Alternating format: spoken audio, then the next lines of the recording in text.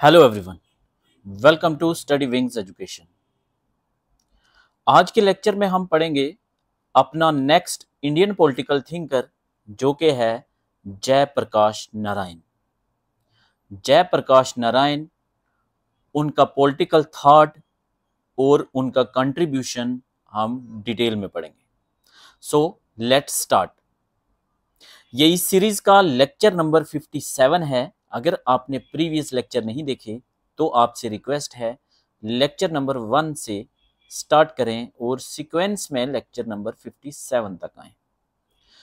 Start करते हैं introduction और political life of Jayaprakash Narayan से।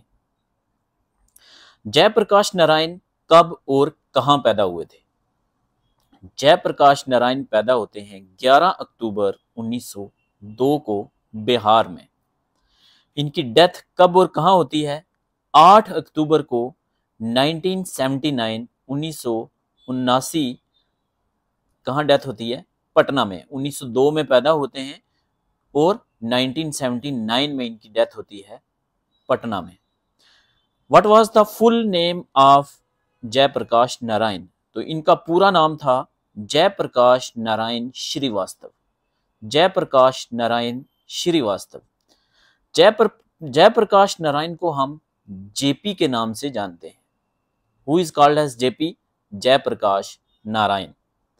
जयप्रकाश नारायण को हम लोक नायक के नाम से भी जानते हैं। इनके दो निक नेम आपने याद रखने हैं, एग्जाम में पूछे जाते हैं। जेपी किसका नाम है? जयप्रकाश नारायण का। पूरा नाम जयप्रकाश नारायण श्रीवास्तव। कहां पैदा होते हैं? बिहार में। कब? 1902 में। डेथ कहां होती है? पटना बिहार में। कब? 1979। इनको लोक नायक क्यों कहा जाता है? लोक नायक किसको कहा जाता है? जयप्रकाश नारायण को। क्यों कहा जाता है? क्योंकि इन्होंने लोक नीति को सपोर्ट किया है और राजनीति। ये कहते हैं कि राजनीति नहीं, हमें करनी है लोक नीति। लोक नीति मीन्स लोगों का राज। लोक नीति मीन्स लोगों का राज।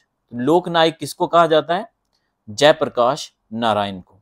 इसको आपने लोकमान्य के साथ कंफ्यूज नहीं करना। Who is called as Lokmanya? तो लोकमान्य हम पढ़ चुके हैं। लोकमान्य कहते हैं बाल गंगाधर तिलक को। कौन थे बाल गंगाधर तिलक? Extremist leader. लाल बाल पाल के ट्रायो में से बाल गंगाधर तिलक। इनका इंपॉर्टेंट स्लोगन कौन सा है? Swaraj is my birth and I shall have it. आजादी मेरा पैदाशी हक है और मैं इसे लेकर रहूंगा। ये किसने बोला?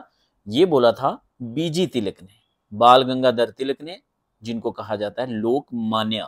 लोक नायक जेपी को कहा जाता है, जयप्रकाश नारायण को कहा जाता है। ठीक है, चलिए आगे। जयप्रकाश नारायण एक इंडियन पॉलिटिशियन थे, यस, एक थ्योरिस्ट थे और इंडिपेंडेंस एक्टिविस्ट थे। आजादी की लड़ाई में इनका काफी पार्टिसिपेशन रहा है। आगे हम देखेंगे डिटेल में। He was an Indian political activist remembered for leading the mid-1970s opposition against Prime Minister Indira Gandhi and calling for her overthrow in total revolution। क्या कह रहा है? 1970s में आपको पता है इंडिया में इमरजेंसी लगी थी।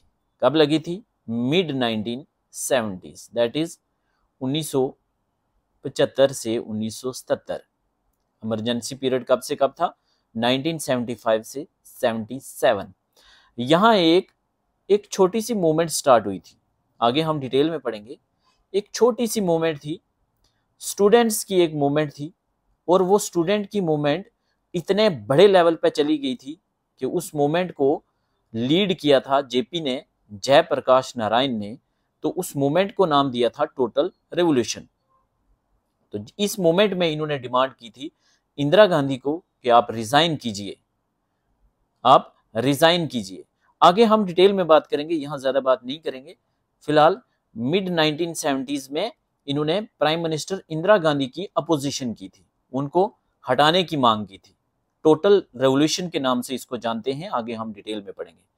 टोटल रेवोल्यूशन कभी कभी सिंपल क्वेश्चन आ जाता है मैच करने के लिए, तो टोटल रेवोल्यूशन किसका है? जेपी का, जयप्रकाश नारायण का। पार्टी लेस डेमोक्रेसी की बात कौन करता है? तो पार्टी लेस डेमोक्रेसी की बात करते हैं जेपी। अभी आपने इतना याद रखना है, आगे हम डिटेल में बात करेंगे। Total revolution JP, Jayaprakash Narayan. Total revolution कब पीक पे था? Mid 1970s। इसका क्या रोल है? अपोज किया था प्राइम मिनिस्टर इंदिरा गांधी को रिजाइन करने के लिए, तभी इंदिरा गांधी ने इमरजेंसी लगा दी थी 1975 से 1977। आगे हम डिटेल में पढ़ेंगे, यहां ज्यादा बात नहीं करेंगे। ये क्वेश्चन पूछा जाता है कि पार्टी लेस डेमोक्रेसी की बात कौन करता है? तो पार्टी लेस डेमोक्रेसी की बात करते हैं जेपी, जयप्रकाश नारायण। बहुत इंपॉर्टेंट क्वेश्चन है। He is also recognized for social service. वो एक्सीलेंट सोशल सर्विस के लिए जाने जाते हैं। उन्होंने टोटल रेवोल्यूशन को लीड किया, इसलिए उनको भारत रत्न मिला था। कब मिला था? 1999 में। 1979 में उनकी डेथ हो चुकी थी, तो उनकी डेथ के बाद उनको मिला था भारत रत्न। भारत रत्न क्या है? Highest Indian civilian award. India का हाईएस्ट सिविलियन अवार्ड कौन सा है? भारत रत्न। जेपी को मिला था? यस मिला था। कब? 1999 में। कब मिला, कैसे मिला था? ये था पोस्टम्यूजली। पोस्टम्यूजली मीन्स आफ्टर डेथ। डेथ के बाद जो अवार्ड मिलता है उसको क्या कहते हैं? पोस्टम्यूजली, पोस्टम्यूजली। ठीक है, चलिए आगे। इन 1964 और किस किस को अवार्ड मिला है डेथ के बाद? तो एक इंपॉर्टेंट पर्सनालिटी मैंने पढ़ाई थी आपको 1990 में, 1990 में डॉक्टर BR अंबेडकर को भी अवार्ड मिला था। कौन सा? भारत रत्न। 1990 में, 1990 में। ठीक है। इन 1965 he was awarded Magsaysay award. उनको कौन कौन से 2 अवार्ड मिले हैं और कब कब मिले हैं, एग्जाम में पूछा जाता है। भारत रत्न मिला है, यस। कब? 1999 में, डेथ के बाद। और अवार्ड कौन सा मिला है उनको? Magsaysay award. मैग्सेसे अवार्ड कब मिला है उनको? 1965 में। कैसे याद रखेंगे? इंडिया पाकिस्तान की वार हुई थी 1965 में। ठीक है। JP gets education at Berkeley university in United State. US जाते हैं पढ़ाई के लिए, तो क्वेश्चन पूछा जाता है कौन सी यूनिवर्सिटी से उन्होंने पढ़ाई करी थी? यूएसए में। यूएसए की कौन सी यूनिवर्सिटी से उन्होंने पढ़ाई की थी? तो वो थी बर्कले यूनिवर्सिटी। ठीक है। जब वो यूएसए जाते हैं तो वो मार्क्सिज्म के आइडिया को अपनाते हैं। तो क्या वो एक मार्क्सिस्ट थे? यस, वो एक मार्क्सिस्ट थे। लेनिन के लिए पूछा जाता है क्या वो लेनिन को सपोर्ट करते थे? तो हमें पता है लेनिन भी मार्क्सिस्ट था, तो लेनिन को भी वो सपोर्ट करते थे। लेनिन की आइडियोलॉजी भी उन्होंने अपनाई थी। मार्क्स की आइडियोलॉजी उन्होंने अपनाई थी। कब? जब वो बर्कले यूनिवर्सिटी में पढ़ने गए थे यूएस में। जब वो बर्कले यूनिवर्सिटी में थे, सॉरी, एक क्वेश्चन पूछा जाता है कौन सा इंडियन पॉलिटिकल थिंकर था जो यूएस में वेटर का काम करता था? तो जब ये बर्कले यूनिवर्सिटी में पढ़ाई कर रहे थे तो पार्ट टाइम ये काम करते थे एज वेटर। क्या करते थे? As waiter. क्वेश्चन पूछा जाता है कि जेपी यूएस से पढ़ाई करने के बाद इंडिया वापस कब आए? तो 1929 में वापस आए। क्वेश्चन पूछा गया है ये किसी न किसी एग्जाम में। 1929 में वो वापस इंडिया आते हैं और 1929 में ही वो इंडियन नेशनल कांग्रेस ज्वाइन करते हैं। कौन सी पार्टी ज्वाइन करते हैं? Indian national Congress. आगे आप देखेंगे कि कैसे ये इंडियन नेशनल कांग्रेस ज्वाइन करते हैं। इंडियन नेशनल कांग्रेस की आइडियोलॉजी को लेकर आगे चलते हैं और उसके बाद मिड 1970s में ये कैसे कांग्रेस की प्राइम मिनिस्टर इंदिरा गांधी के अपोजिशन में खड़े हो जाते हैं। पहले ये कांग्रेस को सपोर्ट करते हैं और बाद में ये कांग्रेस विरोधी हो जाते हैं। तो इंडियन नेशनल कांग्रेस इन्होंने किसकी इनविटेशन पे ज्वाइन की थी? तो इनको इनवाइट किया था पंडित जवाहरलाल नेहरू ने कि आप पढ़ के आए हैं, बाहर से डिग्री करके आए हैं, तो आइए इंडियन नेशनल कांग्रेस ज्वाइन कीजिए और देश के लिए काम कीजिए। 1929 में वापस आते हैं, कांग्रेस ज्वाइन करते हैं नेहरू के इनविटेशन पे, गांधी को फॉलो करते हैं। जब वो ये फॉरेन में थे इनिशियल फेज में, तो ये मार्क्सिज्म की आइडियोलॉजी पे चलते थे। इंडिया में आए लेटर स्टेज में इन्होंने गांधीयन फिलॉसफी को अपनाया। He followed Gandhian Mahatma Gandhi and played an active role in Indian independence movement. India की आज़ादी की लड़ाई में इन्होंने एक एक्टिव रोल अदा किया, गांधी के साथ चले। He was Gandhian socialist, important है, वो एक गांधीयन सोशलिस्ट थे। Aligning himself with Mahatma Gandhi principle, Mahatma Gandhi के principle non violence, social justice और सर्वोदय को उन्होंने अपने साथ जोड़ लिया था। ठीक है, गांधीयन सोशलिस्ट थे, नॉन वायलेंस को सपोर्ट करते थे, यस, सोशल जस्टिस की बात करते हैं और सर्वोदय की बात करते हैं। सर्वोदय हम ऑलरेडी भी पढ़ चुके हैं, किसके साथ? दीनदयाल उपाध्याय में हम सर्वोदय को डिटेल में पढ़ चुके हैं। सर्वोदय क्या है? एक संस्कृत वर्ड है जिसका मतलब है universal uplift, means progress of all, सबका साथ, सबका विकास, सबका विश्वास। आज जो बीजेपी भी बात करती है, तो बीजेपी ने कहां से लिया ये कंसेप्ट? दीनदयाल उपाध्याय से। दीनदयाल उपाध्याय ने किससे लिया? महात्मा गांधी से। तो सर्वोदय के साथ कौन कौन से? सर्वोदय, सबका उदय, progress of all, upliftment of all. Sarvodaya का कंसेप्ट किसका था? महात्मा गांधी का था। और किसका था? विनोबा भावे का था, इंपॉर्टेंट है। विनोबा भावे ने सर्वोदय का कंसेप्ट महात्मा गांधी से लिया। जयप्रकाश नारायण ने सर्वोदय का कंसेप्ट महात्मा गांधी से लिया। दीनदयाल उपाध्याय ने सर्वोदय का कंसेप्ट महात्मा गांधी से लिया। ठीक है, चलिए, मैं अपने नोट्स को ऐसे डिजाइन करता हूं कि एक एक लाइन से आपके लिए क्वेश्चन बनते हैं। अगर आप इन मेरे लेक्चर्स को एक अच्छे से कंसंट्रेशन से देखेंगे और उसके बाद मेरे नोट्स और लेक्चर को मिला के तैयारी करेंगे, तो आप हार नहीं मानेंगे। हमारे नोट्स कहाँ से मिलेंगे? कमेंट सेक्शन में व्हाट्सएप नंबर मिलेगा, वहां आप टेक्स्ट करेंगे, आपको जानकारी मिल जाएगी। क्वेश्चन पूछा जाता है, क्या सिविल डिसओबीडियंस मूवमेंट में पार्टिसिपेट किया था जेपी ने या नहीं? तो यस, किया था। हल्का सा सिविल डिसओबीडियंस मूवमेंट के लिए हम सिविल डिसओबीडियंस मूवमेंट के बारे में थोड़ा सा यहां बात कर लेते हैं। सिविल डिसओबीडियंस मूवमेंट कब लॉन्च हुई थी? 1930 में। किसके अंडर लॉन्च हुई थी? महात्मा गांधी के लीडरशिप में। क्या बात करते थे? मास प्रोटेस्ट हो रहे थे, कॉलोनियल रूल के खिलाफ प्रोटेस्ट हो रहे थे, ब्रिटिश गवर्नमेंट के खिलाफ। नॉन वायलेंट मीन से ये चल रही थी, गांधी का नॉन वायलेंट मीन से ये चल रही थी। इसने साल्ट लॉ को ब्रेक किया था। साल्ट लॉ क्या था? ब्रिटिश गवर्नमेंट ने एक एक्ट पास किया था जिसका नाम था साल्ट एक्ट ऑफ ब्रिटेन, जो प्रोहिबिट करता था इंडियंस को कि वो नमक नहीं बना सकते।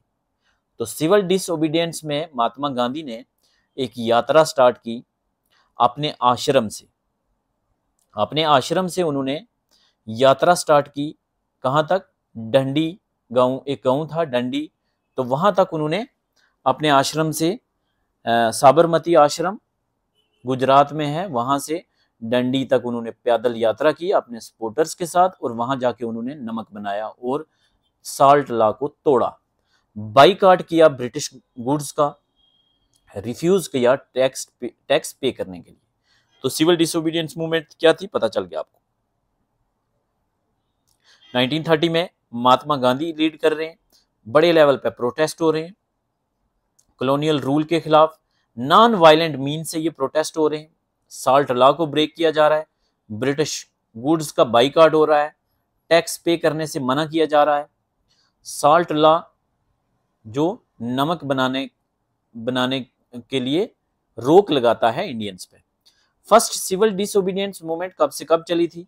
तो महात्मा गांधी ने तो स्टार्ट की थी 12 मार्च 1930 को स्टार्ट की थी और 1934 तक चली थी, 4 साल। ये क्यों मैंने यहाँ बात की, ये तो गांधी में हमने पढ़ा था। ये इसलिए बात की क्योंकि क्वेश्चन पूछा जाता है जयप्रकाश नारायण को जेल कब हुआ था। तो जयप्रकाश नारायण को सिविल डिसओबीडियंस मूवमेंट के मिड में जेल हुई थी। सिविल डिसओबीडियंस मूवमेंट में पार्टिसिपेशन की वजह से 1932 को, ये डेट इंपॉर्टेंट है। जेल से जब वो रिलीज होते हैं तो रिलीज होते ही वो कांग्रेस सोशलिस्ट पार्टी बनाते हैं। Very very important. Who was the founder of Congress socialist party? Jayaprakash Narayan. कब? 1934, जेल से रिलीज होने के बाद। कांग्रेस सोशलिस्ट पार्टी जयप्रकाश नारायण ने बनाई थी, बट ये कांग्रेस के अंडर ही काम कर रही थी। आजादी से पहले ये कांग्रेस के अंडर काम करती रही, कांग्रेस के साथ मिलके काम करती रही, बट आजादी के बाद ये अलग हो गए। सोशलिस्ट पार्टी जयप्रकाश नारायण की कांग्रेस के खिलाफ काम करने लगी। तो सोशलिस्ट पार्टी जयप्रकाश नारायण की 1934 से लेकर 1947 तक कांग्रेस के अंडर काम कर रही थी और उसके बाद कांग्रेस के विरोध में काम करने लगी। 1952 में प्रजा सोशलिस्ट पार्टी बनाते हैं। Who was the founder of प्रजा सोशलिस्ट पार्टी? तो यही पार्टी है जो ये सेपरेट पार्टी बना रहे हैं, अब ये कांग्रेस के खिलाफ है। तो प्रजा सोशलिस्ट पार्टी के फाउंडर कौन थे? जयप्रकाश नारायण। पीएसपी के फाउंडर कौन थे? जयप्रकाश नारायण। कब बनाई थी? 1952 में। किसने? जयप्रकाश नारायण ने। क्वेश्चन पूछा जाता है, ठीक है। 1951 में याद करो, भारतीय जनसंघ बनाई थी श्यामा प्रसाद मुखर्जी और दीनदयाल उपाध्याय ने। श्यामा प्रसाद मुखर्जी ही थे फाउंडर और साथ में काम कर रहे थे दीनदयाल उपाध्याय 1951 में। जो आगे जाके हम बात करेंगे हिंदुत्व की बात करती है, जो आगे जाके बीजेपी की शेप लेती है और आज बीजेपी की गवर्नमेंट है। तो साथ साथ में एक सोशलिस्ट पार्टी है, प्रजा सोशलिस्ट पार्टी, 1952 में जयप्रकाश नारायण बनाते हैं। जयप्रकाश नारायण में की पार्टी जो है ये लेफ्ट पार्टी है, ये लेफ्ट पार्टी पॉलिटिक्स करती है। और भारतीय जनसंघ मैंने बात की थी वो राइट विंग की पार्टी है। राइट विंग और लेफ्ट विंग में मैंने आपको डिफरेंस बताया था। क्या डिफरेंस था? ये लेफ्ट विंग और राइट विंग का कंसेप्ट कब आया था? ये कंसेप्ट आया था फ्रेंच रेवोल्यूशन के टाइम। फ्रेंच रेवोल्यूशन में क्या बात होती थी? लिबर्टी, इक्वालिटी, फ्रेटर्निटी की। फ्रेंच रेवोल्यूशन ने मोनार्की को खत्म किया था। तो एक कॉन्फ्रेंस हॉल में मीटिंग बुलाई थी जहां उनको बोला गया कि जो मोनार्की को सपोर्ट करते हैं वो राइट साइड बैठिए और जो लिबर्टी, इक्वालिटी, फ्रेटर्निटी या जो चेंज चाहते हैं वो लेफ्ट साइड बैठिए। तो राइट साइड कौन थे? जो चेंज नहीं चाहते थे, जो मोनार्की को सपोर्ट करते थे, जो पुरानी बात करते थे, जो रिलीजन की, कल्चर की, जो पुराना रीति रिवाज है उसकी बात करते थे। लेफ्ट विंग वाले चेंज चाहते थे, ठीक है। ये हमने कंसेप्ट ऑलरेडी पढ़ चुके हैं। तो बीजेपी कौन सी होगी? Right wing.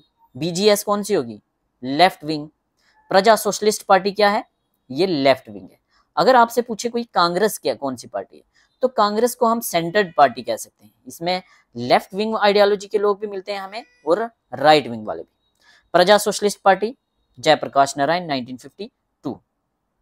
1954 में जयप्रकाश नारायण राजनीति छोड़ देते हैं, राजनीति से रिजाइन ले लेते हैं, पार्टी पॉलिटिक्स को छोड़ देते हैं, ठीक है।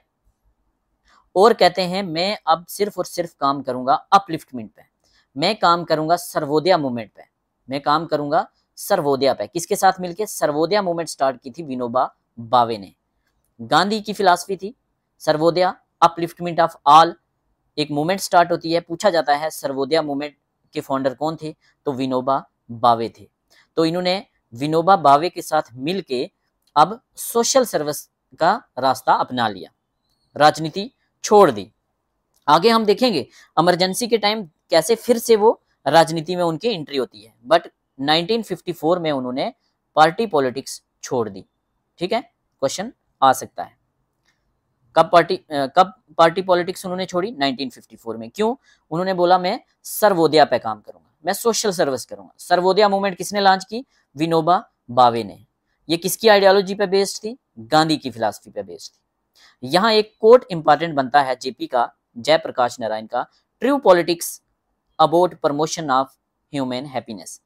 ये पार्टी पॉलिटिक्स छोड़ देते हैं, सोशल सर्विस में निकलते हैं, सोशल सर्विस के फील्ड में काम करना चाहते हैं और कहते हैं कि असली पॉलिटिक्स जो है वो लोगों की खुशी में है, लोगों की खुशी में है, लोगों को अपलिफ्टमेंट करना है, उनको हैप्पीनेस की तरफ लेके जाना है। हैप्पीनेस की बात कौन सा वेस्टर्न पॉलिटिकल थिंकर करता है, मैंने पढ़ाया है, आप मुझे कमेंट सेक्शन में बताएंगे। ही वॉज अ की फिगर ऑफ बिहार मूवमेंट, एक मूवमेंट चला था बिहार में जिसको कहते हैं बिहार मूवमेंट। उस मूवमेंट के की फिगर कौन थे? जेपी, जयप्रकाश नारायण। ये बिहार मूवमेंट बहुत इंपॉर्टेंट है। विच प्रोटेस्टेड अगेंस्ट मिस रूल, जिसने मिस रूल के खिलाफ प्रोटेस्ट किया, करप्शन के खिलाफ प्रोटेस्ट किया, बिहार गवर्नमेंट के खिलाफ इसने प्रोटेस्ट किया। ये हम डिटेल में पढ़ेंगे। बिहार मूवमेंट से उनकी एक नई आइडियोलॉजी डेवलप होती है जो हम डिटेल में पढ़ेंगे, जिसका नाम है टोटल रेवोल्यूशन। टोटल रेवोल्यूशन क्या है? ये एक इनकी आइडियोलॉजी है जो बिहार मूवमेंट के बाद डेवलप होती है। बिहार मूवमेंट थी क्या, हल्की सी आपको मैं इसका बैकग्राउंड बता देता हूँ। कुछ स्टूडेंट्स ने प्रोटेस्ट किया था मेस के खाने को लेके कि मेस में खाना अच्छा नहीं बन रहा, मेस में करप्शन चल रही है, मेस में चीप खाना मिल रहा है। तो छोटा सा मूवमेंट स्टार्ट हुआ बिहार, और ये मूवमेंट बड़ा होते होते होते एक नेशनल मूवमेंट बन गया जिसको लीड किया जेपी ने, जयप्रकाश नारायण ने। और यही मूवमेंट जाके आगे जाके बनता है टोटल रेवोल्यूशन। ठीक है, तो बिहार मूवमेंट का की फिगर कौन था पूछा जाएगा। बिहार मूवमेंट का की फिगर था जेपी, जयप्रकाश नारायण। किसके खिलाफ बात कर रहा था? मिस रूल के, करप्शन के, बिहार गवर्नमेंट में। और बाद में ये मूवमेंट नेशनल मूवमेंट बन गया था। बिहार मूवमेंट एक स्टूडेंट लेड प्रोटेस्ट था जो करप्शन के खिलाफ था, मिस गवर्नेंस के खिलाफ था बिहार में। और इसको लीड किसने किया था? इसको जयप्रकाश नारायण ने लीड किया था। बिहार मूवमेंट को हम जेपी मूवमेंट भी कहते हैं। जयप्रकाश मूवमेंट किसको कहा जाता है? बिहार मूवमेंट को। ये पॉलिटिकल मूवमेंट था। स्टार्ट तो स्टूडेंट्स ने किया था। कब किया था? 1974 में। 1974 कैसे याद रखेंगे? इंडिया में फर्स्ट कृषि विज्ञान केंद्र कब बना था? फर्स्ट केवीके कब बना था? 1974 में। मैंने ऐसे याद रखा हुआ, मैंने आपको भी बता दिया, आपको ऐसे भी याद रख सकते हैं। और क्या है? 1974 में फर्स्ट एटम बॉम्ब की टेस्टिंग हुई थी पोखरण में। तो पोखरण फर्स्ट या ऑपरेशन स्माइलिंग बुद्धा कब हुआ था? 1974। तो सेम टाइम पे बिहार में मूवमेंट चल रहा था, बिहार मूवमेंट या जेपी मूवमेंट। बट आगे एक दो सालों के बाद ये इतने बड़े लेवल पे चला जाएगा ये किसी ने सोचा नहीं था। जयप्रकाश नारायण लीड कर रहे थे, गांधीयन सोशलिस्ट हैं ये, एड्रेस कर रहे हैं issue of miss rule, corruption in state government. 1954 में राजनीति छोड़ चुके हैं, अभी ये एक्टिविज्म कर रहे हैं 1974 में। The movement later evolve into a broader challenge, एक बड़ा चैलेंज बन गया था ये सेंट्रल गवर्नमेंट के लिए, जिसने प्राइम मिनिस्टर इंदिरा गांधी पे प्रेशर डाला कि आप रिजाइन कीजिए। और इस मूवमेंट को कहा जाता है संपूर्ण क्रांति या टोटल रेवोल्यूशन। टोटल रेवोल्यूशन क्या है आगे हम डिटेल में पढ़ेंगे। ये 7 पॉइंट पे रेवोल्यूशन चाहते हैं, 7 पॉइंट पे चेंज चाहते हैं, ऑल राउंड चेंज चाहते हैं, हम आगे बात करेंगे। इसको संपूर्ण क्रांति भी कहते हैं। तो बिहार मूवमेंट, जेपी मूवमेंट अब बन चुका है संपूर्ण क्रांति या टोटल रेवोल्यूशन। मूवमेंट बिहार से अब बाहर निकल चुका है, एक नेशनल मूवमेंट बन चुका है जिसने इंदिरा गांधी की लीडरशिप को और इंदिरा गांधी की पॉलिसीज को चैलेंज कर दिया है। JP movement is credited with contributing the political climate that led to imposition of emergency. इतना बड़ा प्रेशर पड़ा गवर्नमेंट पे, और भी काफी सारी प्रॉब्लम थी, करप्शन था, काफी सारी चीजें थी, और इस मूवमेंट ने इतना बड़ा प्रेशर डाला कि सरकार को इमरजेंसी लगानी पड़ी। Subsequent defeat of Indira Gandhi party इन 1977, पहले इमरजेंसी लगाई 1975 से लेकर 1977 तक। 1977 में इलेक्शन हुए और इंदिरा गांधी हार गई। मींस जयप्रकाश नारायण ने एक्टिविज्म इतने बड़े लेवल पे की कि एक पावरफुल प्राइम मिनिस्टर को हरा दिया, सत्ता परिवर्तन करवा दी। कैसे सत्ता परिवर्तन हुई? एक पार्टी बनाते हैं ये, अब ये डायरेक्ट 1977 में फिर से राजनीति में एंटर करते हैं, पीपल्स पार्टी बनाते हैं। कौन सी पार्टी बनाते हैं? जनता पार्टी बनाते हैं। सारी एक पार्टी बनाते हैं जिसका नाम है जनता पार्टी। तो जनता मीन्स पीपल, ये कहते हैं जनता पार्टी लोगों की पार्टी है। तो जनता पार्टी कब बनी? 1977 में। किसने बनाई? किसके मेन एफर्ट्स थे? जयप्रकाश नारायण के। इंपैक्ट किसका था? टोटल रेवोल्यूशन का, बिहार मूवमेंट का, संपूर्ण क्रांति का, जिसने इमरजेंसी लगवाई और इमरजेंसी के बाद इंदिरा गांधी को हरवाया। जब इमरजेंसी खत्म होती है तो नई एक इलेक्शन होते हैं, न्यू इलेक्शन 1977 में, जिसकी अभी बात की हमने, जिसमें जयप्रकाश नारायण जनता पार्टी बनाते हैं। ये जनता पार्टी कोई अलग से पार्टी नहीं थी, ये अपोजिशन की सारी पार्टीज मिलके एक पार्टी बनाई थी। जैसे आज बीजेपी को हराने के लिए इंडिया अलायंस या इंडी अलायंस बनाया है सारे अपोजिशन ने, तो ऐसा ही कुछ वैसा तब हुआ था। कांग्रेस पावर में थी और काफी सारी पार्टीज आपस में मिलके एक पार्टी बनाती हैं, जनता पार्टी। मेन रोल होता है जेपी का, जयप्रकाश नारायण का। 1977 के जनरल इलेक्शन में ये पार्टी कांग्रेस को हरा देती है और जेपी मींस जनता पार्टी, तो जनता पार्टी के लीडर मोरारजी देसाई को प्राइम मिनिस्टर बना दिया जाता है। तो 1977 में किसकी गवर्नमेंट थी? जनता पार्टी की गवर्नमेंट। कांग्रेस को हरा के, इंदिरा गांधी को हरा के जनता पार्टी ने गवर्नमेंट बनाई।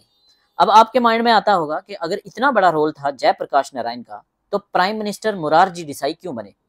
तो जयप्रकाश नारायण को ऑफर मिला था प्राइम मिनिस्टर बनने का, तो वो गांधी की आइडियोलॉजी पे चलते थे, उन्होंने मना कर दिया था प्राइम मिनिस्टर बनने से। ठीक है, जब हमारी इंटर्म गवर्नमेंट बनती है 1947 में, उस टाइम भी जयप्रकाश नारायण को कुछ पोस्ट का ऑफर मिला था, उन्होंने कोई भी पोस्ट लेने से मना कर दिया था। ठीक है, गांधी को वो मानते थे। तो first non Congress prime minister बनता है आजादी के बाद। 1947 से लेके 1977 तक कांग्रेस की सरकार रही इंडिया में और फर्स्ट टाइम सत्ता परिवर्तन हुआ। First non Congress prime minister Morarji Desai बने। एफर्ट्स किसके थे? जयप्रकाश नारायण के। जनता पार्टी कोई एक पार्टी नहीं थी, ये अमलगम था। अमलगम मींस ये मिक्सचर था काफी सारी पार्टीज का। इंडियन नेशनल कांग्रेस ओ, कांग्रेस से एक सेक्शन टूट गया था जिसको कहा गया था इंडियन नेशनल कांग्रेस ओ, और भारतीय जनसंघ। कौन सा भारतीय जनसंघ? जो 1951 में हमने लास्ट लेक्चर में पढ़ा है, दीनदयाल उपाध्याय के लेक्चर में, जो डॉक्टर श्यामा प्रसाद मुखर्जी ने बनाई थी और साथ में रोल था जयप्रकाश दीनदयाल उपाध्याय का, जो बाद में 1980s में बीजेपी के साथ मिलके मतलब बीजेपी पार्टी बनती है। तो Bharatiya Janata party, Indian national Congress O, the liberal to social democratic, Bharatiya Lok दल और सोशलिस्ट पार्टी। काफी सारी पार्टीज मिलती हैं जिनमें मेन कौन है? भारतीय जनसंघ, राइट विंग की पार्टी है। और दूसरी तरफ कौन है? Socialist party. सोशलिस्ट पार्टी जिसकी नींव रखी थी जयप्रकाश नारायण ने। मींस अब राइट विंग और लेफ्ट विंग दोनों ने मिलके कांग्रेस के खिलाफ इलेक्शन लड़ा और जीता। ये सरकार ज्यादा देर तक नहीं चली, ये सिर्फ कोई 1977 से लेके 80 के आसपास तक चली। तो 80 में ये जनता पार्टी फिर से टूट जाती है। तो 1980 में भारतीय जनता पार्टी बनती है, जिसके फर्स्ट प्रेसिडेंट थे अटल बिहारी वाजपेयी। हमने लास्ट लेक्चर में बात किया था। ठीक है, तो ये हल्की सी इंट्रोडक्शन है बिहार रेवोल्यूशन की। आगे हम इसको फिर से पढ़ेंगे। किसमें? आगे हम फिर से इसको पढ़ेंगे टोटल रेवोल्यूशन में। भूदान मूवमेंट बात कर चुके हैं हम। भूदान मूवमेंट कब स्टार्ट होती है? 1951 में। भूदान मूवमेंट किसने स्टार्ट की थी? भूदान मूवमेंट विनोबा भावे ने स्टार्ट की थी। विनोबा भावे ने स्टार्ट की थी। अच्छा, ऊपर हमने भूदान मूवमेंट की बात नहीं की, हमने सर्वोदय मूवमेंट की बात की थी। सर्वोदय मूवमेंट किसका था? वो भी विनोबा भावे का था। भूदान मूवमेंट किसकी है? विनोबा भावे की। यहां से क्या क्या पूछा जाएगा? भूदान मूवमेंट 1951 में। इसको लैंड गिफ्ट मूवमेंट भी कहते हैं। क्यों कहते हैं अभी आप बात करेंगे। ब्लड लेस मूवमेंट भी कहते हैं इसको। इसका बैकग्राउंड देखते हैं। आजादी के बाद इंडिया की 70% लैंड, 70% लैंड इंडिया के सिर्फ 7% लोगों के पास थी। इंडिया की 70% लैंड सिर्फ 7% लोगों के पास थी। ठीक है, तो इस टाइम विनोबा भावे एक मूवमेंट लेके आते हैं जिस मूवमेंट का नाम है भूदान मूवमेंट। इस मूवमेंट को लैंड गिफ्ट मूवमेंट कहते हैं। क्यों लैंड गिफ्ट कहते हैं? ये लोगों के बीच में अवेयरनेस पैदा करते हैं। बड़े बड़े लैंड लॉर्ड लोगों के बीच में बात करते हैं, कहते हैं कि अपनी चॉइस से आगे आइए और अपनी लैंड को डोनेट कीजिए, गिफ्ट कीजिए। ठीक है, ये ब्लड लेस मूवमेंट थी। यहाँ वॉलंटरी लैंड डिस्ट्रीब्यूशन किया जा रहा था, वॉलंटरी लैंड रिफॉर्म किए जा रहे थे। आचार्य विनोबा भावे की ये मूवमेंट थी, पोस्ट इंडिपेंडेंस मूवमेंट थी, मींस आजादी के बाद की मूवमेंट थी। It aim to redistribute land from wealthy owner, जो बड़े वेल्थी ओनर थे वो लैंड डिस्ट्रीब्यूट कर रहे थे, मर्जी से लैंड गिफ्ट कर रहे थे लैंड लेस विजेंट्स को, लैंड लेस फार्मर्स को थ्रू वॉलंटरी डोनेशन, अपनी मर्जी से डोनेट कर रहे थे। क्यों? क्योंकि विनोबा भावे और जयप्रकाश नारायण प्रमोट करना चाहते थे सोशल जस्टिस, रिड्यूस करना चाहते थे इनइक्वालिटी। मूवमेंट किसने लीड की? विनोबा भावे ने, साथ में जयप्रकाश नारायण। इन्फ्लुएंस किस किस का था जयप्रकाश नारायण पे? तो इनिशियल फेज में मार्क्सिज्म का इन्फ्लुएंस था जब वो यूएसए में पढ़ाई कर रहे थे। उसके बाद इंडिया में आए 1929 में और यहां उन्होंने गांधी की आइडियोलॉजी को अपनाया। तो गांधीयन इन्फ्लुएंस था लेटर फेज में, क्वेश्चन पूछा जाता है। किस किस से इंस्पायर थे? कार्ल मार्क्स से इंस्पायर थे और लेनिन, एक्स्ट्रा लिख लेना, लेनिन से इंस्पायर थे। लेनिन भी मार्क्सिस्ट था। एम एन राय से इंस्पायर थे। एम एन राय कौन है? अपने नेक्स्ट लेक्चर में हम पढ़ेंगे एम एन राय, जो कि इंडियन पॉलिटिकल थिंकर हैं, डिटेल में पढ़ेंगे। महात्मा गांधी से ये इन्फ्लुएंस थे। चलिए आगे चलते हैं, political thought of Jayaprakash Narayan. Jayaprakash Narayan के पॉलिटिकल थॉट से पहले हम कुछ की पॉइंट देखते हैं इनके पॉलिटिकल थॉट के, जो आपके एग्जाम में पूछे जाएंगे और जिन पे इनकी पूरी की पूरी फिलॉसफी बेस्ड है, इनका पॉलिटिकल थॉट बेस्ड है। डिसेंट्रलाइजेशन किसका कंसेप्ट है? कौन फेवर करता है डिसेंट्रलाइजेशन को? जयप्रकाश नारायण। क्या होता है डिसेंट्रलाइजेशन? एक होता है सेंट्रलाइजेशन, जब पावर सेंटर के पास ज्यादा पावर हो, पावर का मेन कंट्रोल सेंटर हो। डिसेंट्रलाइजेशन जब पावर जो है वो हम डिस्ट्रीब्यूट करते हैं पेरिफेरी पे, मींस स्टेट्स को पावर ज्यादा देते हैं। जब हम विलेजेस में पावर डिस्ट्रीब्यूट करते हैं, जैसे आज एग्जांपल है हमारा पंचायती राज। तो पंचायती राज क्या है, किसकी एग्जांपल है? Democratic decentralization. ठीक है, डेमोक्रेटिक डिसेंट्रलाइजेशन मतलब local self government. Local self government क्या है? जनता के पास पावर है। पंचायती राज जनता के पास पावर है। ग्राम सभा का नाम सुना होगा आपने। ग्राम सभा क्या होता है? एक गांव के, एक पंचायत के जितने भी मेंबर हैं जो वोट कास्ट करते हैं, जो वोट कास्ट करते हैं, उन सब को कहते हैं ग्राम सभा। तो आपने देखा होगा ग्राम सभा बैठती है पंचायत में, तो वहां प्लान बनते हैं, गांव की रोड की बात होती है, गांव के इंफ्रास्ट्रक्चर की बात होती है, कहीं लाइट की जरूरत है, कहीं गली नाली वगैरह बनाने की जरूरत है, तो उसके प्लान कहाँ बनते हैं? गांव में बनते हैं ना। ग्राम सभा बनाती है, पंचायत बनाती है, मींस जनता खुद अपने प्लान बना रही है, अपनी पॉलिसीज खुद बना रही है। मींस यही है डिसेंट्रलाइजेशन ऑफ पावर, यही है पंचायती राज, यही है लोकल सेल्फ गवर्नेंस। और इसको कहते हैं पार्टिसिपेटरी डेमोक्रेसी। मींस डेमोक्रेसी में जनता की पार्टिसिपेशन हो रही है। कौन सी जनता की?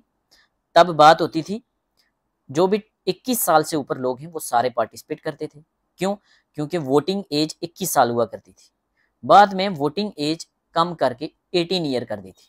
आप मुझे कमेंट सेक्शन में बताएंगे कौन से कॉन्स्टिट्यूशनल अमेंडमेंट के द्वारा 21 साल से एज कम करके 18 साल की थी।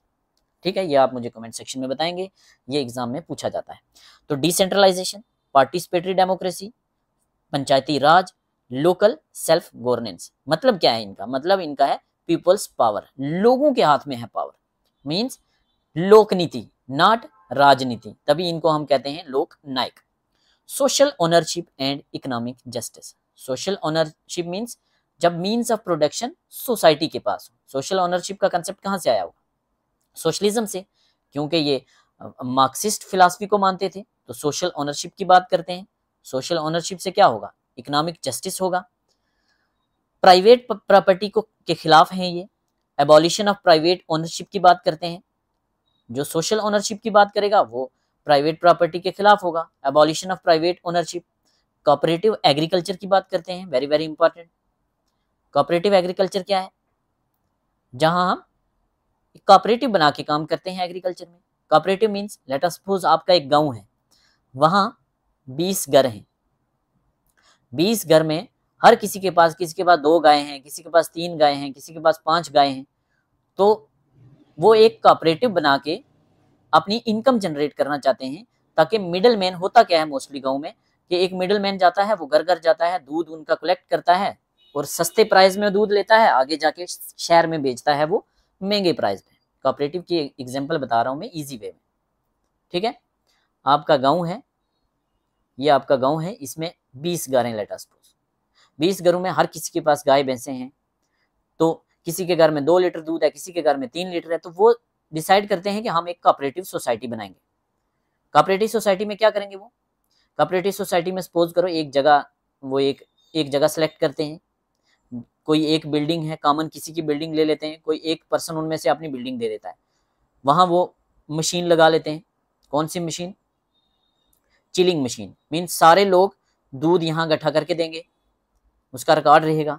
यहाँ एक चिलिंग मशीन होगी, पास्चराइजेशन मशीन होगी, जहाँ मिल्क की पास्चराइजेशन होगी, फिर मशीन मिल्क की चिलिंग होगी, उसके बाद मिल्क का पैकिंग होगा, पैक करके ये अपना दूध मार्केट में बेचेंगे।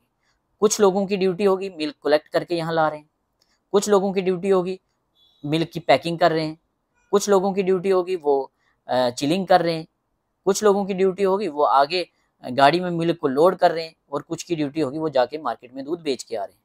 तो इस सब में हर कोई अपना रिसोर्सेज पूल कर रहा है, उसके बाद दूध को बेच रहे हैं। बेचने के बाद जो प्रॉफिट आ रहा है वो प्रॉफिट इक्वल डिस्ट्रीब्यूट हो रहा है सब में, ठीक है, वो प्रॉफिट इक्वल डिस्ट्रीब्यूट हो रहा है सब में। तो ऐसे चलते हैं कोऑपरेटिव। तो कोऑपरेटिव एग्रीकल्चर की बात करते हैं, हर लेवल पे कोऑपरेटिव बनाइए ताकि मिडल मैन ओमिट हो, मिडल मैन जो बीच में चंक ऑफ प्रॉफिट खा लेता है, वो वाली जो बीच में पैसा बाहर जा रहा है वो जाया ना हो। Socialism as a way of life की बात करते हैं, socialism as a way of life, values and ethics पे फोकस करते हैं, ठीक है। सर्वोदय की बात करते हैं, सबका उदय हो, अपलिफ्टमेंट ऑफ ऑल। डिसेंट्रलाइजेशन की बात करते हैं, तो अगर पूछा जाए सेंट्रलाइजेशन को सपोर्ट करते थे, नहीं, अपोज करते थे सेंट्रलाइजेशन को। स्टेट ब्यूरोक्रेसी को सपोर्ट करते थे या अपोज करते थे, तो स्टेट ब्यूरोक्रेसी को क्रिटिसाइज करते हैं, स्टेट ब्यूरोक्रेसी को क्रिटिसाइज करते हैं। वेलफेयर स्टेट को सपोर्ट करते हैं या प्रमोट, क्रिटिसाइज करते हैं। क्यों कहते हैं, मीन्स ऑफ प्रोडक्शन लोगों के हाथ में दो, सरकार का लिमिटेड रोल हो, वेलफेयर स्टेट की जरूरत नहीं है हमें, इंडिविजुअल को मीन्स ऑफ प्रोडक्शन दो, अब उनके साथ जस्टिस करो, और वो लोग अपना वेलफेयर खुद करेंगे, अपना वेलफेयर खुद करेंगे। जैसे अपने रिसोर्सेज कोऑपरेटिव सोसाइटी बना रहे हैं वो, तो कोऑपरेटिव सोसाइटी में जो इनकम आ रही है वो सबके वो इक्वली डिस्ट्रीब्यूट हो रही है, तो वेलफेयर खुद हो रहा है, स्टेट का रोल कम से कम हो। टोटल रेवोल्यूशन की बात किसने की है, जेपी ने की है। संपूर्ण क्रांति जेपी, बिहार रेवोल्यूशन जेपी। तो ये कुछ कीवर्ड मैंने बताए हैं, थॉट जानने से पहले यहां से इनका पॉलिटिकल थॉट आपको क्लियर हो जाएगा। पावर डिसेंट्रलाइजेशन की बात कर रहे हैं, सेंट्रलाइजेशन के खिलाफ है। Participatory democracy, Panchayati Raj, local self governance, people's power, social ownership, economic justice, abolition of private property या private ownership, cooperative agriculture, cooperative agriculture को सपोर्ट कर रहे हैं। Socialism as a way of life की बात कर रहे हैं, जैसे बात करता था मार्क्स। वैल्यूज एंड एथिक्स पे फोकस कर रहे हैं, जी हाँ, वैल्यूज और एथिक्स को साथ लेके चलने की बात कर रहे हैं। सर्वोदय, सबका उदय, अपलिफ्टमेंट ऑफ ऑल, सेंट्रलाइजेशन के अपोजिट हैं, अपोज कर रहे हैं। स्टेट ब्यूरोक्रेसी को क्रिटिसाइज करते हैं। वेलफेयर स्टेट की बात नहीं करते, वेलफेयर ऑफ इंडिविजुअल की बात करते हैं। कि टोटल रेवोल्यूशन, बिहार रेवोल्यूशन, संपूर्ण क्रांति, जेपी लोक नायक। जयप्रकाश नारायण का व्यूज क्या था डेमोक्रेटिक सोशलिज्म पे, डेमोक्रेटिक सोशलिज्म। तो अब आपको समझ आ गया होगा क्या था, इजिली कर लेंगे आप। क्या था, Jayaprakash Narayan envision democratic socialism की बात करते हैं। क्या है ये, एक system prioritizing decentralize power, social ownership of, social ownership किसकी, मीन्स ऑफ प्रोडक्शन की, पार्टिसिपेटरी डेमोक्रेसी। कीवर्ड्स मैंने बताए हैं, अब आपके लिए इजी हो गया है। क्या कहते हैं, डेमोक्रेटिक सोशलिज्म की बात करते हैं, डिसेंट्रलाइज पावर की बात करते हैं, जनता के हाथ में पावर होनी चाहिए, means Panchayati Raj, participatory democracy, means of production जनता के हाथ में होने चाहिए, social ownership of means of production, और participatory democracy. He believed that true वो बिलीव करते हैं कि true socialism required not just economic and political changes. True socialism सिर्फ इकोनॉमिक और पॉलिटिकल चेंजेस की जरूरत नहीं है। ट्रू सोशलिज्म को एक जरूरत है ट्रांसफॉर्मेशन की, इंडिविजुअल की वैल्यूज की transformation, social consciousness, emphasizing self-reliance, individual initiative, means all-round development of individual। एक इंडिविजुअल को सेल्फ रिलायंट बनाना, उसका सारे एस्पेक्ट को ट्रांसफॉर्म करना। आगे हम बात करेंगे इसके, जब कंसेप्ट पढ़ेंगे टोटल रेवोल्यूशन का, वहां आपको पता चलेगा। His concept of democracy combines the philosophy of socialism and social revolution. उनका डेमोक्रेसी का कंसेप्ट कंबाइन करता है सोशलिज्म और सोशल रेवोल्यूशन दोनों को।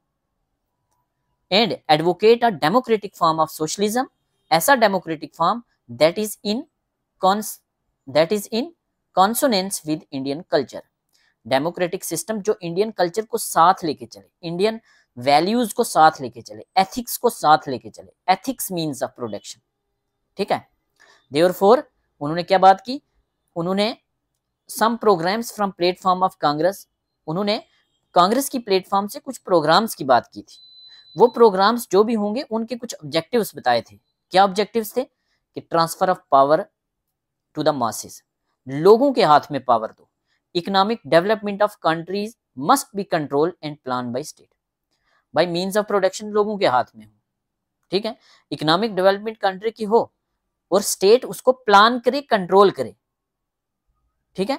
Socialisation of means of production, means of production की सोशलाइजेशन हो, विच इंक्लूड जैसे मेजर इंडस्ट्रीज हैं, बैंक्स हैं, पब्लिक यूटिलिटीज हैं, along with distribution of credits in unorganized sector of economy. मतलब जो भी इकोनॉमिक डेवलपमेंट के मींस हैं उनकी सोशलाइजेशन हो, उनकी ओनरशिप जनता के पास हो। जैसे आज कोई आपके पास में सरकारी हॉस्पिटल है तो वो किसका है, वहां आप भी इलाज करवा सकते हो, वहां गरीब आदमी भी, अमीर आदमी भी करवा सकता है, वो जनता का है। जैसे J&K बैंक है, सरकारी बैंक है, जनता का बैंक है, पब्लिक का बैंक है। तो socialization of means of production की बात की है। लैंड लॉर्ड को एलिमिनेट करने की बात की है। डिस्ट्रीब्यूशन ऑफ लैंड की बात की है पीजेंट्स को फॉर कोऑपरेटिव फार्मिंग के लिए। भाई बड़े लैंड लॉर्ड को बोला है आप अपनी जमीन डोनेट कर दो किसानों को, बुदान मूवमेंट के द्वारा, ठीक है, विनोबा भावे के साथ। और क्या करो, कोऑपरेटिव फार्मिंग करो, अपने अपने रिसोर्सेज को पूल करो और जो इनकम आएगी वो सब में इक्वली डिस्ट्रीब्यूट होगी, ठीक है। अडल्ट फ्रेंचाइज, सबको वोट डालने की बात की है। नो डिस्क्रिमिनेशन, रिलीजन के बेस पे कोई डिस्क्रिमिनेशन नहीं होगी, कास्ट के बेस पे नहीं होगी, जेंडर के बेस पे नहीं होगी। स्टेट मींस गवर्नमेंट डिस्क्रिमिनेट नहीं करेगी किसी भी वे में, सबको हक है वोट देने का। अपने नेता को चुनो, वो आपके लिए काम करेंगे। लेटर उन्होंने फोकस किया किस पे, उनका एक आर्टिकल था माई पिक्चर ऑफ सोशलिज्म। तो क्वेश्चन पूछा जाएगा माई पिक्चर ऑफ सोशलिज्म किसका वर्क है, तो माई पिक्चर ऑफ सोशलिज्म वर्क है जेपी का, जयप्रकाश नारायण का। कब, 1946। उसमें किस पे फोकस करते हैं, उसमें बात करते हैं village panchayat must run cooperative, village panchayat cooperative run करनी चाहिए। तो कोऑपरेटिव किसकी है, लोगों की है।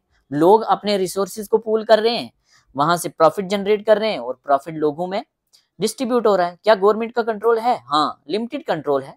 गवर्नमेंट कोऑपरेटिव बना रही है, गवर्नमेंट कोऑपरेटिव को रजिस्टर कर रही है। अगर कोई उसमें प्रॉब्लम आ रही है, कोई इनजस्टिस हो रहा है तो गवर्नमेंट उसको देखेगी, बट लिमिटेड रोल रहेगा। यही है उनका सोशलिज्म, इसी को कहते हैं socialization of means of production. Community should manage large scale industries हैं, जो बड़ी बड़ी इंडस्ट्रीज, वो भी प्राइवेट पार्टी ऑन नहीं करेगी, वो भी कम्युनिटीज के पास रहेंगी। Small scale industries must be organized होनी चाहिए। कैसे, ऐसे ही कोऑपरेटिव वेज में। State should perform democratic, state democratic role अदा करेगी लेकिन लिमिटेड रोल होगा। वेरी वेरी इंपॉर्टेंट, ये क्वेश्चन बन जाते हैं एग्जाम के लिए। स्टेट का रोल लिमिटेड होगा एज पर विच थिंकर, तो स्टेट का रोल लिमिटेड बताते हैं कौन, जयप्रकाश नारायण, ठीक है। He also sought to advocate ownership of industries by cooperatives and community. Ownership of industries किसके पास होंगी, कोऑपरेटिव्स के पास, मतलब कोऑपरेटिव मतलब जनता के पास, मतलब कम्युनिटी के पास। सो दैट स्टेट जो है उसको रोका जाए, स्टेट की इंडस्ट्रीज के ऊपर मोनोपोली ना हो जाए, एम्प्लॉयमेंट की मोनोपोली ना हो जाए, ठीक है, जब सब कुछ जनता के कंट्रोल में है तो सब कुछ जनता का है, प्रॉफिट हो रहा है तो जनता के पास जा रहा है। He constantly upheld the abolition of zamindari system. Zamindari system हुआ करता था अंग्रेजों के टाइम, बड़े बड़े लैंड लॉर्ड्स के पास जमीनें थी, तो जमींदारी सिस्टम को खत्म करने की बात करते हैं। तभी बुदान मूवमेंट को सपोर्ट करते हैं, जहां वो वॉलंटरी डोनेट करते हैं लैंड को, ठीक है, एडवोकेट करते हैं cooperative farming. Yes, nationalisation of industry की बात करते हैं। जवाहरलाल नेहरू ने भी नेशनलाइजेशन ऑफ इंडस्ट्री की बात की थी, क्वेश्चन इंपॉर्टेंट है, पूछा जाता है। लैंड रिफॉर्म किए इंडियन डेमोक्रेटिक स्टेट में, ठीक है, लैंड रिफॉर्म बुदान मूवमेंट के द्वारा, voluntary donation of lands. JP advocated decentralization of power in India's democracy. तो जेपी ने क्या एडवोकेट किया? Decentralization of power in India's democracy. इस आपको समझ आ गया होगा। अब अगर हम ये बात करते हैं तो इजिली क्या बात करते हैं JP? Decentralisation, yes, democratic decentralisation, participatory democracy, Panchayati Raj, local self governance, people's rule, social ownership, economic justice, private property का अबॉलिशन, कोऑपरेटिव एग्रीकल्चर या कोऑपरेटिव फार्मिंग, सोशलिज्म एक वे ऑफ लाइफ, कल्चर को साथ लेके चल रहे हैं, वैल्यूज और एथिक्स को साथ लेके चल रहे हैं, सर्वोदय, सबका उदय, अपलिफ्टमेंट ऑफ ऑल। तभी तो अपलिफ्टमेंट ऑफ ऑल होगी, जैसे कोऑपरेटिव बना तो हर कोई अपने अपने रिसोर्सेज को पूल कर रहा है और काम कर रहा है मिलके, अपनी अपनी भागीदारी निभा रहा है और प्रॉफिट सब में बराबर डिस्ट्रीब्यूट हो रहा है, सब कुछ फेयर है। अपोज कर रहे हैं सेंट्रलाइजेशन को, स्टेट ब्यूरोक्रेसी को क्रिटिसाइज, वेलफेयर स्टेट को क्रिटिसाइज, टोटल रेवोल्यूशन को सपोर्ट, संपूर्ण क्रांति को सपोर्ट, बिहार मूवमेंट को सपोर्ट। तो डेमोक्रेटिक सोशलाइजेशन आपको समझ आ गया होगा। आगे देखते हैं इनका, जयप्रकाश नारायण का ट्रू डेमोक्रेसी पे क्या व्यूज है। ट्रू डेमोक्रेसी सेम बात है, हल्का सा डिस्कस कर लेते हैं। ट्रू डेमोक्रेसी मीन्स पूरे तरीके से जनता का रूल। इनका कोट है यहाँ, my interest is not in the capture of power. मेरे इंटरेस्ट पावर कैप्चर में नहीं है, बल्कि मेरे इंटरेस्ट है पावर को कंट्रोल करने में। लेकिन कंट्रोल मैं नहीं करूंगा, कंट्रोल करेंगे लोग। यही है true democracy. My interest is not in the capture of power but in the control of power by people, जहां स्टेट का लिमिटेड रोल हो। जेपी रिकमेंड करते हैं लोक नीति, मीन्स पॉलिटिक्स ऑफ पीपल, लोक नीति लोगों की पॉलिटिक्स, और राजनीति नहीं, मतलब पॉलिटिक्स ऑफ पावर नहीं। जैसे पॉलिटिकल पार्टीज को ये सपोर्ट नहीं करते, ये कहते हैं कि पार्टी लेस गवर्नमेंट होनी चाहिए।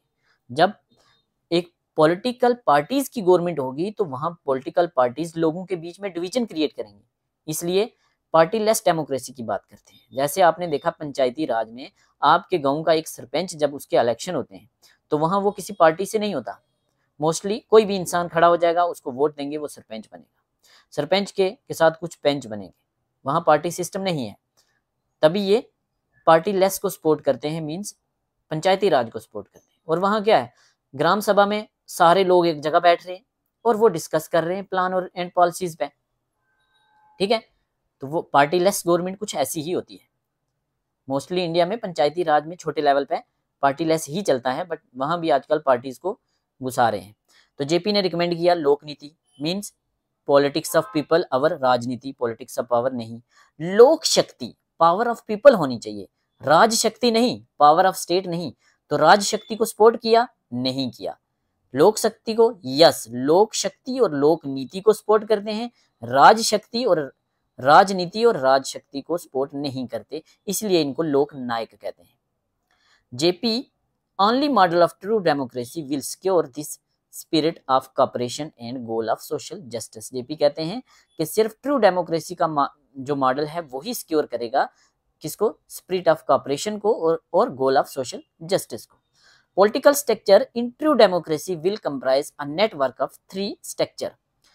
जो पॉलिटिकल स्ट्रक्चर कैसा होगा ट्रू डेमोक्रेसी का, वो 3 टायर होगा। 3 टायर होगा जिसको हम लोकल सेल्फ गवर्नमेंट बोलेंगे। ये सेम 3 टायर होंगे जो रिकमेंड किए थे बी.आर. मेहता ने। तो बी.आर. मेहता कमेटी थी जिसके हेड बी.आर. मेहता थे। तो बी.आर. मेहता कमेटी ने क्या रिपोर्ट दी थी कि 3 टायर पंचायती राज सिस्टम होना चाहिए। तो 3 टायर पंचायती राज किसने रिकमेंड किया था? बी.आर. मेहता ने। तो वैसी बात करते हैं कौन? जेपी। 3 टायर क्या होता है? 3 टायर डेमोक्रेसी मींस सबसे नीचे क्या है? विलेज लेवल पे जो बॉटम मोस्ट टायर है, 3 टायर हैं, 1 2 3। फर्स्ट टायर बॉटम मोस्ट वाला, जहां विलेज लेवल वाला, जहाँ ग्राम सभा है, जहाँ ग्राम पंचायत है। ग्राम सभा क्या है?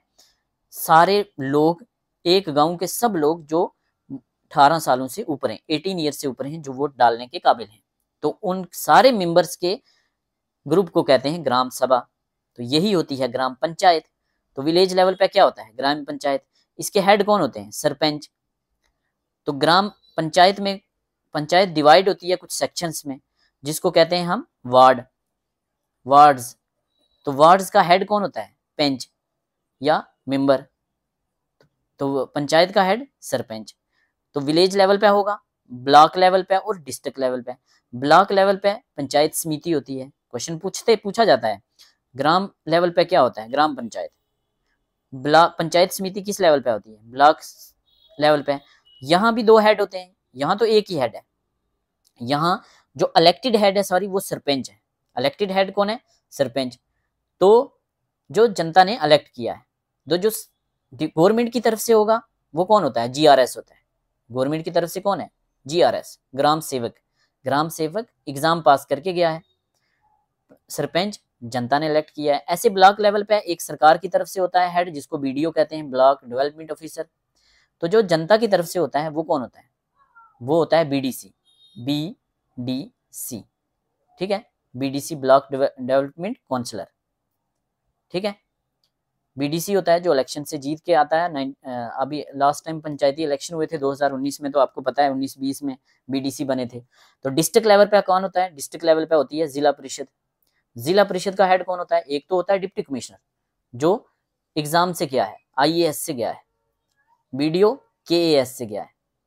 ठीक है, तो जिला परिषद में हेड, इलेक्टेड हेड कौन सा होता है? जो जनता को चुन के भेजती है, तो वो होता है DDC, DDC, district development councillor. ठीक है, तो ये टॉप टायर है। यहाँ से क्या क्या क्वेश्चन बनते हैं? बॉटम टायर कौन सा होता है? ग्राम पंचायत। विलेज लेवल पे कौन सा होता है? ग्राम पंचायत। ब्लॉक समिति किस लेवल पे होती है? ब्लॉक समिति ब्लॉक लेवल पे होती है। सॉरी, पंचायत समिति किस पे होती है? यहाँ पंचायत समिति से कंफ्यूज कर सकता है। पंचायत समिति ब्लॉक लेवल पे। इलेक्टेड हेड बीडीसी और सिलेक्टेड हेड बीडीओ, बीडीओ। ये कौन सा है? इंटरमीडिएट टायर कौन सा होता है? पूछा जाता है। पंचायत समिति। पंचायती राज में हम आगे फिर से पढ़ेंगे। तो टॉप मोस्ट पे टॉप टायर जिला परिषद। जिला मींस डिस्ट्रिक्ट, डिस्ट्रिक्ट लेवल पे है। यहाँ डिप्टी कमिश्नर होता है सिलेक्टेड और इलेक्टेड होता है डीडीसी। ठीक है, तो क्या बात कर रहे हैं? रिकमेंड कर रहे हैं लोक नीति को। तो यही तो है लोक नीति, यही तो है क्या कहते हैं? लोक शक्ति। तो लोक शक्ति लोक नीति, तभी इनको लोक नायक कहते हैं। राज शक्ति राजनीति को रिजेक्ट कर रहे हैं। True democracy he goal of social justice की बात करेगा। ट्रू डेमोक्रेसी में 3 टायर होते हैं, बात कर लिए हमने कौन कौन से हैं। बीआर मेहता ने भी यही 3 टायर बताए थे। His model of true democracy did not concede any role for political parties. ये कहते हैं ट्रू डेमोक्रेसी में पॉलिटिकल पार्टीज का रोल नहीं होगा, तभी पार्टी लेस गवर्नमेंट को सपोर्ट करते हैं। पार्टीज क्या करती हैं? ये फ्रेगमेंटेशन करती हैं लोगों के बीच में, कम्युनिटीज के बीच में, कन्फ्लिक्ट्स बनाती हैं। ठीक है, जिससे पॉलिटिकल, इकोनॉमिक और सोशल गोल अचीव नहीं होते। ठीक है, इसीलिए इनका जो मॉडल ऑफ ट्रू डेमोक्रेसी है वो है party less democracy that will carry out a socialist programme on Sarvodaya. तो आपने देखा है पंचायती राज में ऐसा होता है, पार्टी लेस डेमोक्रेसी को सपोर्ट कर रहे हैं। ठीक है, यही इनका सर्वोदय है, यही डेमोक्रेटिक डिसेंट्रलाइजेशन है, सेल्फ गवर्नेंस है, पार्टिसिपेटरी गवर्नमेंट है। जयप्रकाश नारायण का व्यूज क्या है सर्वोदय पे? तो हम पढ़ चुके हैं, दीनदयाल उपाध्याय में भी पढ़ चुके हैं सर्वोदय। यहाँ भी बात कर लेते हैं, ऑलरेडी बात की है, थोड़ी सी फिर से कर लेते हैं। सर्वोदय मीन्स गांधी का कंसेप्ट है, विनोबा भावे ने लिया है, जयप्रकाश नारायण ने लिया है, दीनदयाल उपाध्याय ने लिया है। संस्कृत टर्म है जिसका मतलब है universal upliftment, progress of all, सबका साथ, सबका विकास, सबका विश्वास। 10 no scope of clash of interest between different classes. Class के अलग अलग क्लासेस के बीच में कोई कन्फ्लिक्ट ना हो, सबका विकास हो। ठीक है, जैसे बीजेपी को लगा कि अच्छा पहाड़ी तबका है, ये एसटी डिमांड कर रहा है सदियों से, पहाड़ियों ने बोला कि हमें काफी टाइम से हमारे राइट्स नहीं मिले, हम भी ट्राइबल हैं, तो उन्होंने दे दिया। ठीक है, JP concept of Sarvodaya uphold participatory democracy with socialism. कौन बात करता है participatory democracy with socialism? Jayaprakash Narayan का Sarvodaya. Socially Sarvodaya is based on inclusive egalitarian community की बात करता है। इगैलिटेरियनिज्म लास्ट हमने बात की किसकी आइडियोलॉजी थी, दीनदयाल उपाध्याय की। मीन्स लोग इक्वल राइट और इक्वल अपॉर्चुनिटीज डिजर्व करते हैं और उनको मिलनी चाहिए, तो वही बात करता है सर्वोदया। ठीक है, डिसेंट्रलाइज डेमोक्रेसी मीन्स पंचायती राज मीन्स पार्टिसिपेटरी डेमोक्रेसी, यही है सर्वोदया। बॉटम अप अप्रोच है, बॉटम अप, बॉटम पे प्रोग्राम पॉलिसीज बन रहे हैं और फिर ऊपर जा रहे हैं। जैसे प्लानिंग कमीशन था तो वो टॉप डाउन था, हम बात कर चुके हैं लास्ट लेक्चर में। प्लानिंग कमीशन क्या था, नेहरू का प्लानिंग कमीशन टॉप डाउन। तो अब क्या है, प्लानिंग कमीशन को खत्म करके नीति आयोग लाया है। तो नीति आयोग क्या है, बॉटम अप अप्रोच है। ठीक है, पार्टिसिपेटरी डेमोक्रेटिक अप्रोच है। तो इसमें ये प्रमोट करते हैं class of cooperation by Gandhi के आइडिया को, सब में कॉपरेशन, सबका साथ। ठीक है, upliftment of all, Sarvodaya. Thus we can say that he replaced the politics of power को उन्होंने रिप्लेस किया था पॉलिटिक्स ऑफ कॉपरेशन से। ठीक है, जयप्रकाश नारायण का व्यू क्या था टोटल रेवोल्यूशन पे। तो टोटल रेवोल्यूशन हम बात कर चुके हैं, अब डिटेल में देख लेते हैं। टोटल रेवोल्यूशन मींस संपूर्ण क्रांति। ये एक सोशियो पॉलिटिकल मूवमेंट थी इंडिया में जो जयप्रकाश नारायण ने लीड की थी। कब, 1970s में। ये एक बड़े लेवल पे सोशिएटल ट्रांसफॉर्मेशन चाहते थे, बड़े लेवल पे चेंज चाहते थे। क्या एम था, करप्शन को खत्म करना, पॉवर्टी के खिलाफ, सोशल इनजस्टिस के खिलाफ, एक holistic change, all round change चाहिए थी इनको।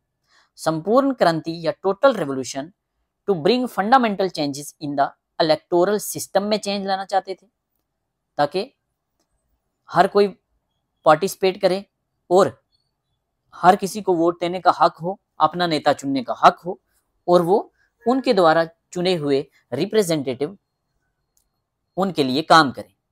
एडमिनिस्ट्रेटिव सिस्टम में चेंज चाहते थे, इकोनॉमिक सिस्टम में चेंज चाहते थे, सोशल सिस्टम में change, political change, educational system में चेंज, पूरी कंट्री में। बैकग्राउंड मैंने बताया था, बिहार मूवमेंट से स्टार्ट होता है और शेप ले लेता है एक बड़े रेवोल्यूशन की। तो टोटल रेवोल्यूशन, टोटली चेंज चाहिए इनको, हर जगह चेंज चाहिए।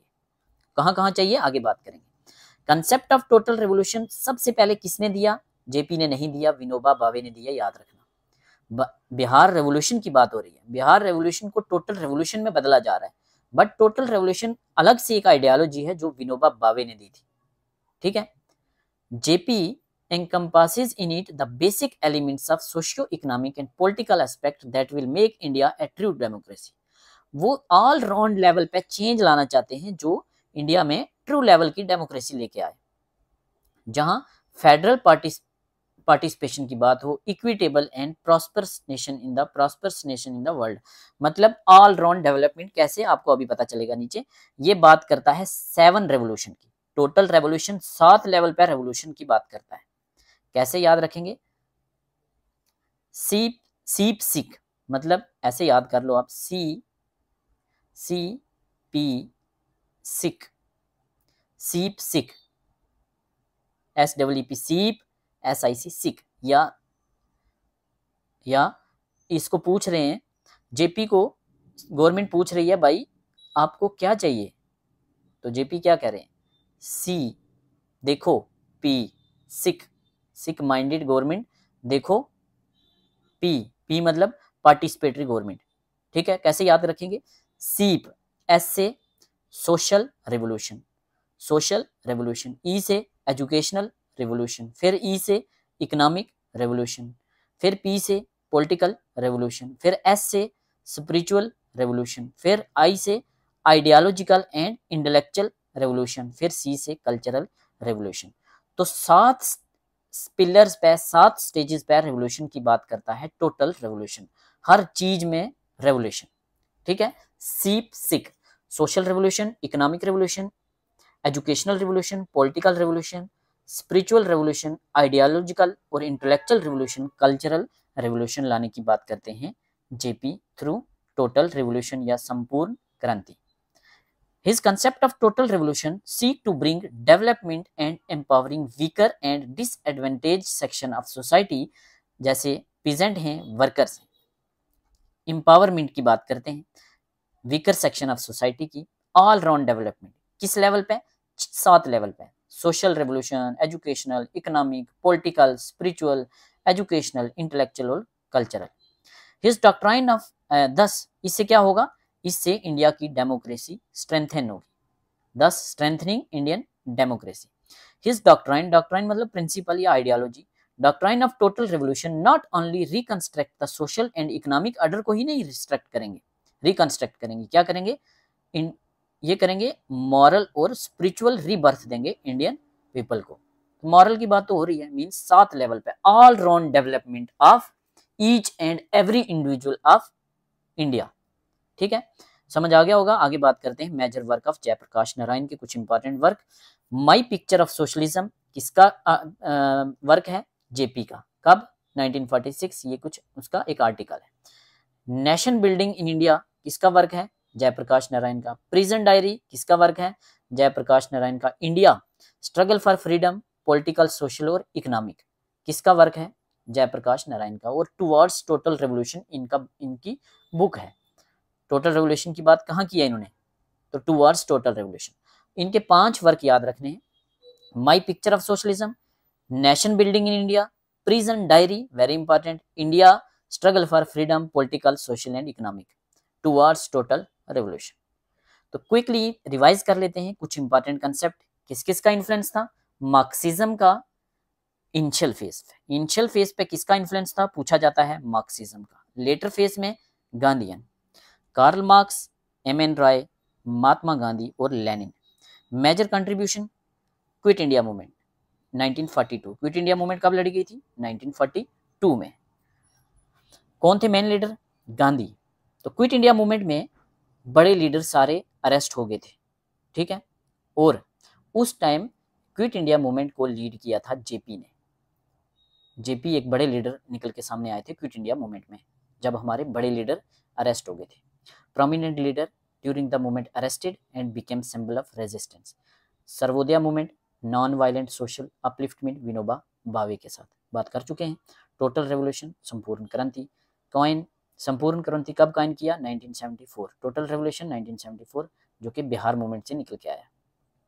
ऑल राउंड डेवलपमेंट, सीप सिक बात कर चुके हैं। करप्शन खत्म करने की बात करते हैं। अनएम्प्लॉयमेंट और मिस रूल के खिलाफ।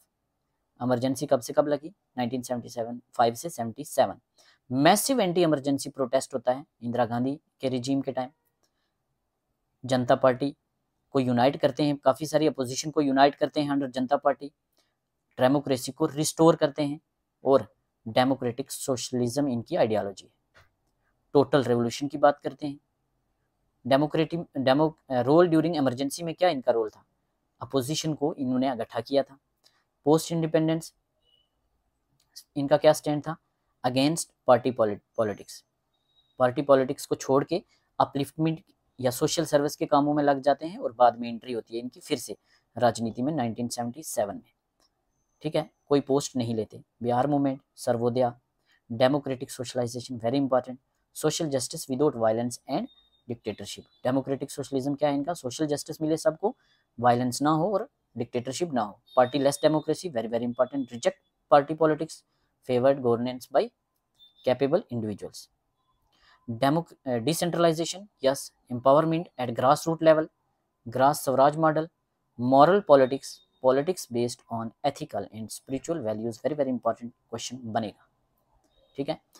Thank you so much. Comment section में बताना लेक्चर कैसा लगा।